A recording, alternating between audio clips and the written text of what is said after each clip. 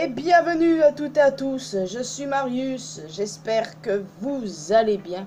En tout cas, moi ça va nickel. Donc aujourd'hui, vous savez pourquoi je suis là, on va parler d'Extreme Rules. En soi, c'était un super bon show, mais il y a certaines choses dont on doit parler, notamment de la fin du show en lui-même. Ouais, parce que bizarrement, j'avais rien compris sur le coup, mais bon. Le match en kick-off, sans surprise, c'était Liv Morgan contre Carmella, avec sans surprise une victoire de Liv Morgan.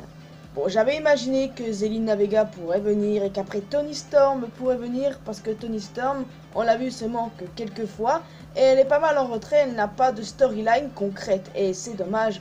Le show commence avec un match qui initialement n'était pas sur la carte, le New Day contre AJ Styles, Omos et Bobby Lashley. Alors déjà, avant de commencer, sachez que je suis vraiment très heureuse de revoir le New Day ensemble et de voir Big E champion WWE. Et très honnêtement, quand il est devenu champion, j'étais vraiment très heureuse, très contente, parce qu'il le mérite quoi, il le mérite vraiment. Et j'ai hâte de voir jusqu'où il va aller, et j'espère qu'il va pas perdre son titre d'ici peu. Donc oui, le New Day le remporte face aux trois là, et ce soir à Raw, match pour le titre, Big E contre Bobby Lashley. Ça me rassure pas des masses, mais s'ils ont l'intention de pêcher à fond Big E, il n'y a pas de problème je pense. En tout cas j'espère. Les Usos ont conservé face aux Street Profits. Ouais, bon ça aussi pour le coup c'était assez évident. J'adore les Street Profits, mais je voyais pas d'autres alternatives pour le coup. Charlotte Flair conserve face à Alexa Bliss. Bon, ça aussi c'était assez évident, même si je voulais voir Alexa gagner. Bref, après le combat, Charlotte a détruit Lily, littéralement. Je me suis demandé, mais c'est quand que quelqu'un va détruire Lily? Et bah Charlotte l'a fait. Mais ça va se payer ça ma belle, t'inquiète pas. Non mais plus sérieusement, est-ce que Lily va prendre l'apparence d'une personne en chair et en os? Ou bien on va avoir une autre Lily, maintenant c'est fini, il n'y aura plus de Lily? Je ne sais pas trop, mais j'aime bien l'idée qu'on ait une Lily en chair et en os. On peut peut-être imaginer que ce soit quelqu'un qui vient de NXT, vous voyez? Je sais pas, j'ai imaginé ce scénario-là en sachant que la draft, ou le draft, bon beaucoup disent la draft, donc je vais dire pareil, et que la draft commence à SmackDown cette semaine, si je ne me trompe pas. Et du coup, elle continue le lundi. Et comme il y a des gens d'NXT qui vont forcément débuter roster principal, je me dis, bah pourquoi pas Aliyah quoi. Parce que ça fait un bon moment qu'on l'imagine dans le roster principal, donc peut-être que ce sera elle. Je n'en sais absolument rien.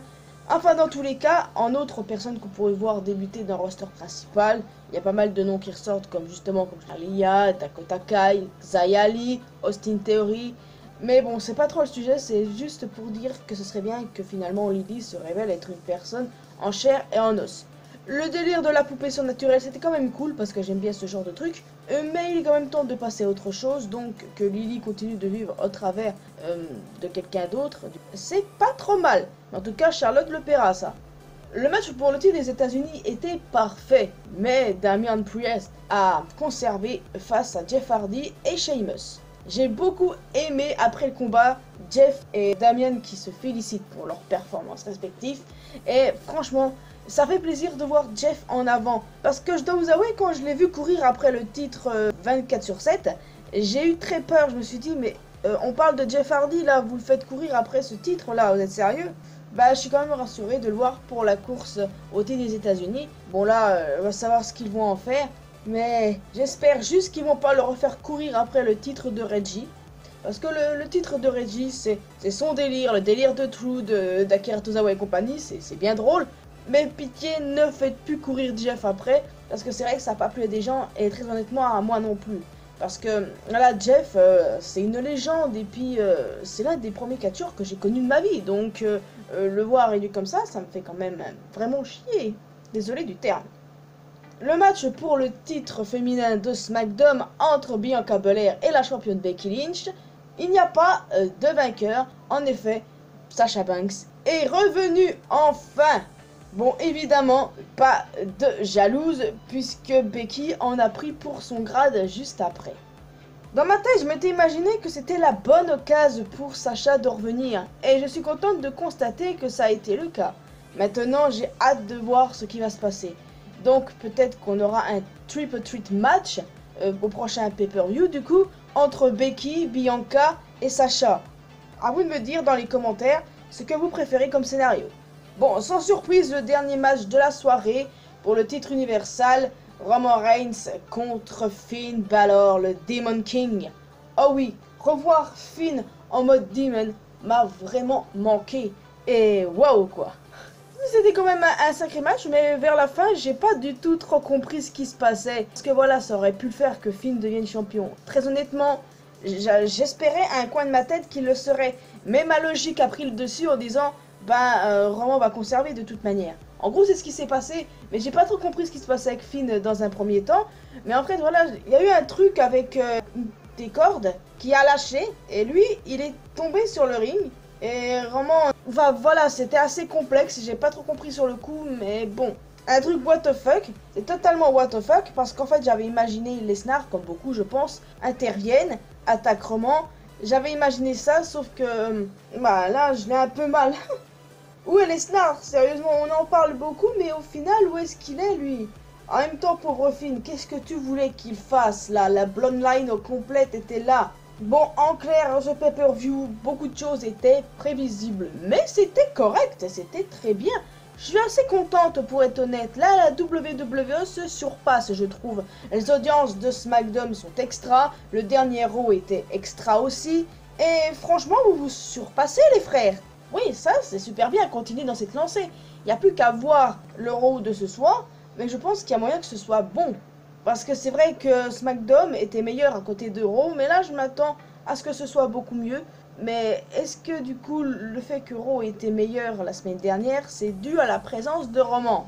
Il y a peut-être de cela, mais bref, on verra bien le résultat ce soir. Et c'est ça, qui est ça?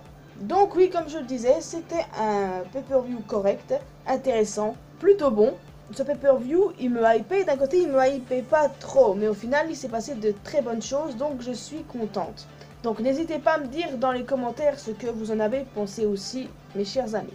Donc maintenant que j'ai donné mon avis sur le pay-per-view, on va parler un peu du nouveau NXT. Je pouvais pas passer à côté, mais ne vous inquiétez pas, je ne vais pas perdre des minutes et des minutes sur, d'accord? Le nouveau logo ne me plaît toujours pas, mais ce qui se passe est quand même très intéressant. Il y a des petits nouveaux, c'est super cool, il y a des anciens, ça aussi c'est super cool. Et les deux derniers NXT étaient quand même super sympas à mon sens. Ils ont moins d'audience de ce que j'ai vu, mais pourtant moi j'ai trouvé ça sympa. Il y a juste le nouveau logo qui ne me plaît vraiment toujours pas. Mais à part ça, c'est super bien je trouve. Tout ce que j'espère c'est qu'ils vont pas avoir l'idée saugrenue de changer le design des titres. C'est tout ce que je peux dire à propos des NXT. Et je dis ça, ça va se passer à tous les coups. Je sais pas, j'ai tendance à porter la poisse, moi. Et j'aime bien aussi le fait qu'à 205 Live, on ait des matchs féminins. C'est devenu n'importe quoi, mais j'aime bien y voir des présences féminines. Et il y a des nouveaux que je kiffe déjà. Je sais pas si je ferai une vidéo consacrée aux nouveaux NXT, parce que vous savez, j'ai peur de porter la poisse sur certains points. Donc c'est pour ça que je préfère ne pas l'ouvrir. Donc je pense m'arrêter ici, les amis. J'ai dit tout ce que je voulais. Ah oui, pour en revenir à Finn. J'aime bien son mode démon et tout, mais quand je vois la salle rouge là, je pense aux Fiennes. Vous savez que je souffre toujours de ça, de son renvoi. J'encaisse pas, j'ai toujours mal en fait. C'est horrible. De toute façon, il semble que l'AEW soit sa prochaine destination, et c'est tant mieux. Bon, voilà les amis, j'ai hâte de voir ce qui va se passer ce soir et dans les prochaines semaines. J'espère que pour autant Finn ne sera pas mis de côté, qui fera d'autres trucs et qui sera sans doute dans une autre rivalité. À moi du coup qui demande son rematch, je sais pas. Tout peut arriver de toute manière. Donc voilà les amis, je vous laisse officiellement ici. Vous pouvez vous abonner à cette chaîne si ce n'est pas encore fait. Également à ma chaîne principale. Vous pouvez me retrouver sur mes réseaux sociaux, Facebook, Twitter et Instagram. N'hésitez pas à rejoindre la communauté marussienne sur Discord. Et quant à moi, je vous retrouve dans une prochaine vidéo. Le mois prochain pour une prochaine vidéo catch. Et je vous retrouve dès mercredi pour une toute nouvelle vidéo sur ma chaîne principale. Allez, à la prochaine!